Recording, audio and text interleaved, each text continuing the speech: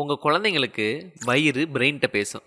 அதே மாதிரி பிரெயின் வயிற்ற பேசும். இதை தான் கட் பிரெயின் ஆக்சிஸ்ன்னு சொல்லுவாங்க. இது ஏன் ரொம்ப முக்கியம் அப்படின்னா, குழந்தைங்களோட மூடு, லேர்னிங்கு, பிஹேவியரு இது எல்லாமே பார்த்துக்கிறது இந்த கட் பிரெயின் ஆக்சிஸ் தான். இந்த கட் பிரெயின் ஆக்சிஸில் முக்கியமாக 4 விஷயம் இருக்குது. ஒன்று வேகஸ் நர்வ். இந்த வேகஸ் நர்வ் தான் குழந்தைங்களோட வயிறுக்கும் பிரெயினுக்கும் இந்த இன்ஃபர்மேஷனை பாஸ் பண்ணுற ஒரு விஷயம். அதே மாதிரி நம்மளோட இம்யூன் சிஸ்டம், நியூரோ டிரான்ஸ்மிட்டர்ஸ், அப்புறம் நம்மளோட மைக்ரோபயம், அதாவது குட் அண்ட் பேட் பாக்டீரியான்னு சொல்லுவாங்க. இது எல்லாமே சேர்ந்து தான் நம்ம உடம்பு பார்த்துக்குது. இது எல்லாம் சேர்ந்தது தான் கட் பிரெயின் ஆக்சிஸ்ன்னு சொல்றது. இது குழந்தைங்களுக்கு ஏன் ரொம்ப முக்கியம் அப்படின்னா, குழந்தைங்களோட கட் பிரெயின் ஆக்சிஸ் ப்ராப்பரா டெவலப் ஆயிருக்காது. அந்த நேரத்தில் நம்ம தேவையில்லாத ஃபுட்ஸை கொடுக்குறப்ப, சுகர் கொடுக்கறது, பால் கொடுக்கறது, கடையிலிருந்து நிறைய விதமான தின்பண்டங்கள்லாம் கொடுக்குறப்ப இந்த கட் பிரெயின் ஆக்சிஸ் ப்ராப்பரா நடக்காது. அதனால தான் குழந்தைங்களுக்கு இந்த மூட் இன்ஸ்டேபிளா இல்லாம இருக்கிறது, இரிட்டபிலிட்டியா இருக்கிறது, குழந்தைங்க திடீர்னு அழுவாங்க, திடீர்னு சிரிப்பாங்க, திடீர்னு ஒரு மாதிரி குழந்தைங்க ஹைப்பர் ஆக்டிவா ரியாக்ட் பண்ணுவாங்க, திடீர்னு குழந்தைங்க இம்பல்சிவா பிஹேவ் பண்ணுவாங்க.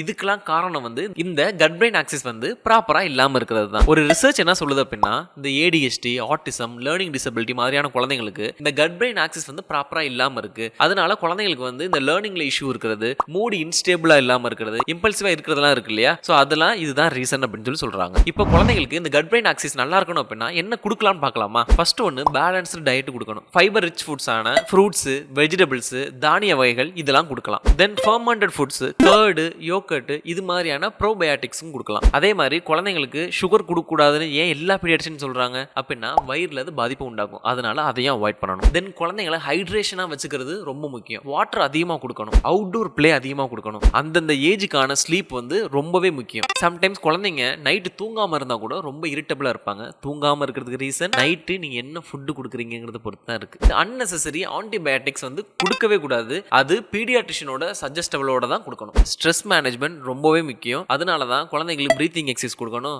ஆர்ட்ஸ் அண்ட் கிராஃப்ட் ஆக்டிவிட்டி கொடுக்கணும், அவுட்டோர் பிளே கொடுக்கணும் அப்படின்னு சொல்றதுக்கான ரீசன். ஸோ இனிமேல் ப்ராப்பரா உங்க குழந்தைங்களுக்கு கட் பிரெயின் ஆக்சிஸை பார்த்துக்கங்க. இது இல்லாம எப்பவும் சொல்றது தான், ரொட்டீனும் கன்சிஸ்டன்சியும் ரொம்ப முக்கியம் மக்களே.